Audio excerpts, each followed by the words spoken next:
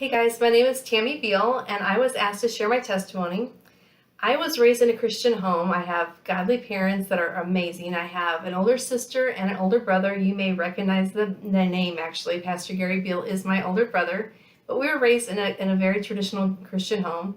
We walked to church actually just a few houses down from this little church we would walk to every Sunday morning, Sunday night, Wednesday nights. Every time the church door was open, we were always there. And I actually attended that same church up until my senior year in high school. I graduated at 17, and then that summer I fell madly in love with this little boy I had met at the new church we were going to. And we dated for one whole year, and at the ripe old age of 18, I was married. But very much the way I was brought up in church, we raised those boys. We had 3 boys, and we raised them up in church. But as they got older, and you can imagine being teenage boys, they were very involved in sports, and so we started pulling away from some of the activities that we were doing because we were doing a lot. Children's church, Sunday school, youth pastors, praise and worship team. I mean, you name it, we were involved at some point doing those things. We started pulling back so we can be involved in all of their sports activities and getting them where they need to be. Plus, we both had full-time jobs.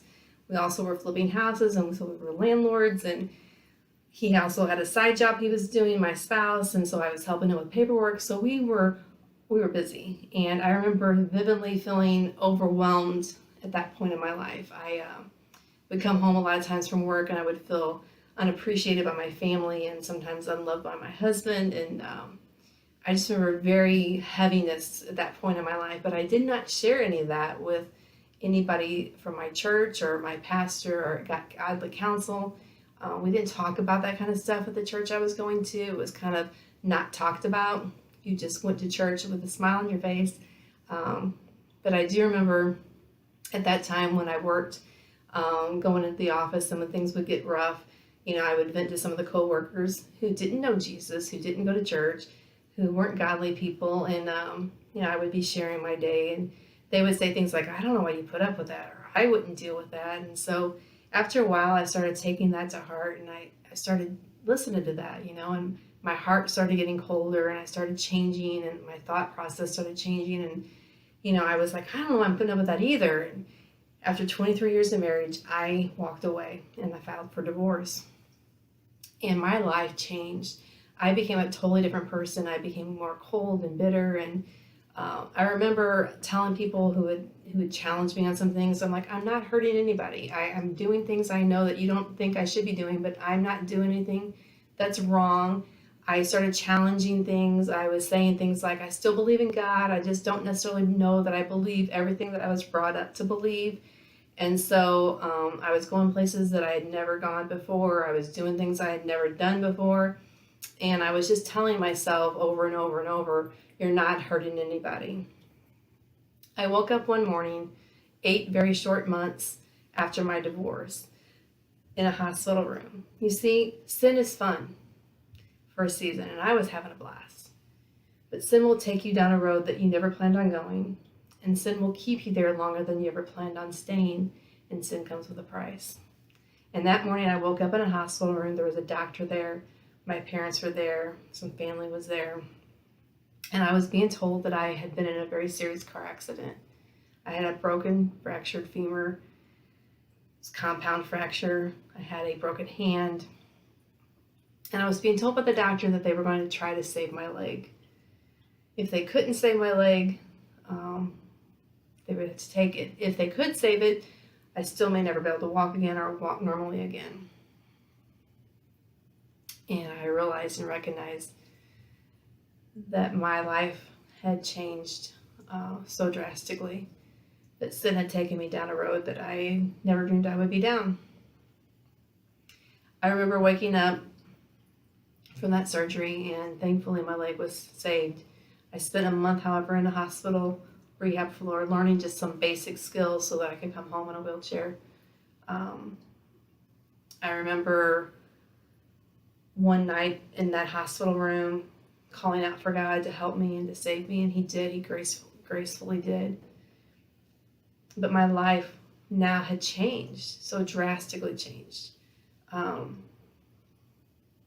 I spent several months in physical therapy, months and months and months, had several surgeries, was unable to work. And during that time, because I wasn't able to work, I had to file bankruptcy and lost my home. You see, sin truly has a price. I struggled with the fear of being alone. I didn't want to be alone. And even though that day in the hospital room I gave my heart back to God, I struggled with the fear of relationships.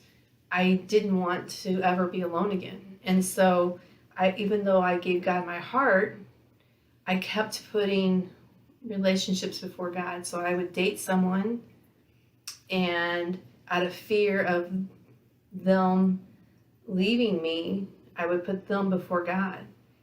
And I would do this time after time after time, and these relationships would fall apart because it wasn't a godly relationship. And so then I would question it, and then I would get right before God, and then I would find another person, and that person would become before God. And this would happen over and over for a 10-year period of time before I finally realized and recognized that I can't keep this pattern going. That what I was doing was I was living this roller coaster life. That I was telling myself that God was number one in my life, but what I was really doing was giving God everything except the one thing that God wanted. Everything. God wanted my heart.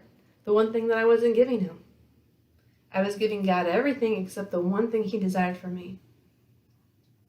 The one thing that I kept for myself. The whole time. So a year ago, after another failed relationship, I finally recognized and realized what I had been doing my entire life, which was keeping those secret things to myself. And I made a commitment to him, and I was baptized, and I said, God, you can have it all. I don't want anything. You have it all. And I cried out to him, and it wasn't easy because I spent 10 years of my life trying to control my life, but I gave it to him. And the crazy thing of it is, the peace and the calmness and the reassurance and the relationship came flooding back to me the moment I did that. So guys, my challenge to you as a youth, sin may look shiny because it looks fun, and your friends might be doing things that look fun. And I'll be honest, it is fun for a season, for a very short window of time. But sin is going to take you down a wrong path, and it's going to cost you more than you're willing to pay. And you're going to have to stay there longer than you ever dreamed of staying. You see, for 10 years of my life, because I did some things 10 years ago, I've had to struggle with some things. My mind, my thoughts, my actions, the things I'm tempted with, because I did this 10 years ago. It struggles now. Even to this day, I deal with things. So don't fall into that temptation. Don't fall into that trap. Second thing, when you are struggling, when you are dealing with some things and you need some guidance, be careful who you go to for guidance. You know, I did the wrong thing. I should have went to my pastor. I should have went to some godly people in church. But what I did do is I went to some people, and they're not bad people. They were coworkers. They were friends of mine. But they didn't know Jesus. They didn't love Jesus. They didn't have godly counsel. They didn't have wisdom. And so they just told me what they thought. And their thoughts and their wisdom is not God's thoughts.